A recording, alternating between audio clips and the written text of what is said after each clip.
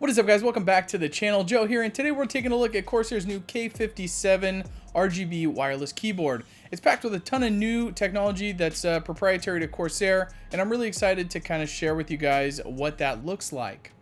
For starters, let's take a look at the design. Notice this keyboard has a similar layout to the previous gen K55.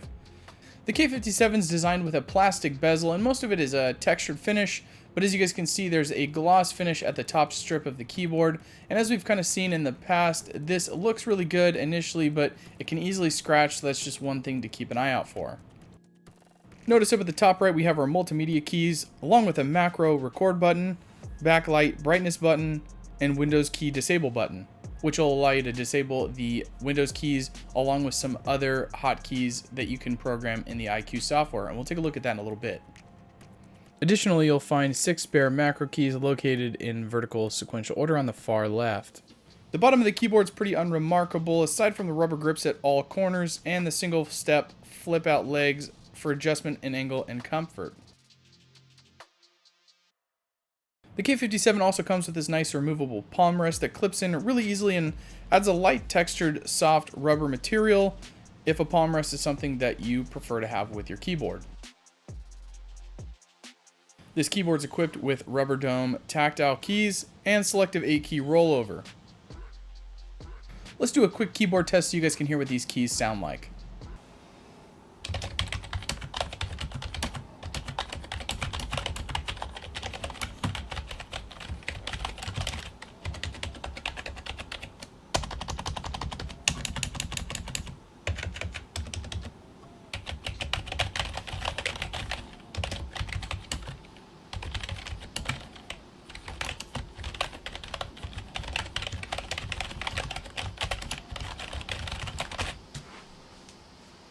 Thanks to Corsair's Slipstream wireless technology, they're claiming your keystrokes will register sub 1 millisecond. Notice the provided dongle has a nice, neat, small compartment up top to keep it safe when you're not using it or if you're on the go.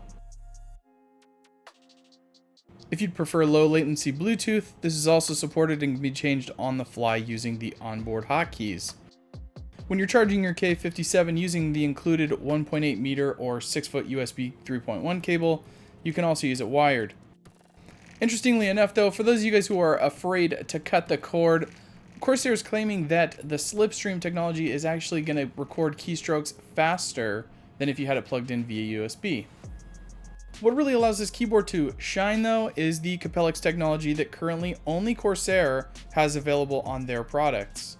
I've said it a million times, I'm a huge fan of RGB and what it does for your setup. But you know, Corsair really stepped it up here and made the K57 that much better by including this Capellix technology. Some of the key differences in the Capellix technology over a typical RGB LED, they can be populated at a much higher density, requiring about 1/10 the amount of space in comparison to a typical RGB LED. They're able to fit up to 144 individual LEDs in a single centimeter square area. The brightness is up to 60% higher than a conventional LED while consuming 60% less power. They achieve this by mounting their LEDs directly on the PCB substrate rather than soldering a conventional RGB lens housing in line like we see with most RGB strips these days. In addition to being brighter and more efficient, Corsair is saying that the life expectancy of these LEDs is about 35% higher than that of a typical RGB LED that we see in other products. Notice the difference between the RGBs in the older wired K55 and the much brighter, smoother, more fluid Capellix RGBs in the K57.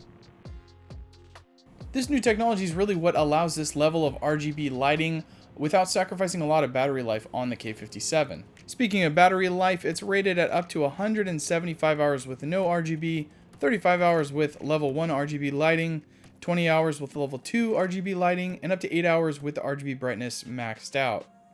Battery life can be monitored using the power indicator next to your Windows lock key.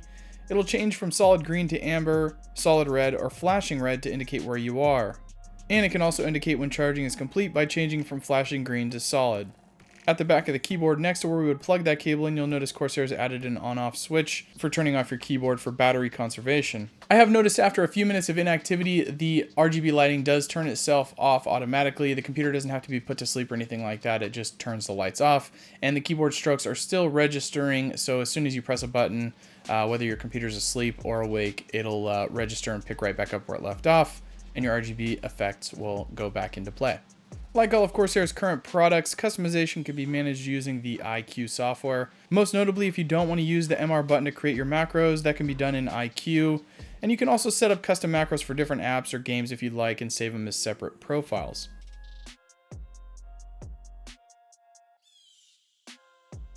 This is also where the RGB customization takes place. Corsair has a ton of options so that your lighting fits in properly with your setup, and of course they show in a little indicator above how the keyboard's supposed to look once you put that effect into play. Finally, they also have a tab that allows you to disable a few built-in Windows macros when you have the Winlock key enabled, and that's just to keep you from accidentally interrupting your very critical game time. I've been taking the K57 to and from work for probably like the last week or so just to get a good hands-on experience with it. And I haven't used a non-mechanical key switch in probably the last 2-3 years. I keep one at work, and I have one at home, obviously. And the experience I had with the K57 was great. Obviously, I was able to tell the difference between the keys. But, for when I used it at home to play some games, it was fine. I used it at work a lot.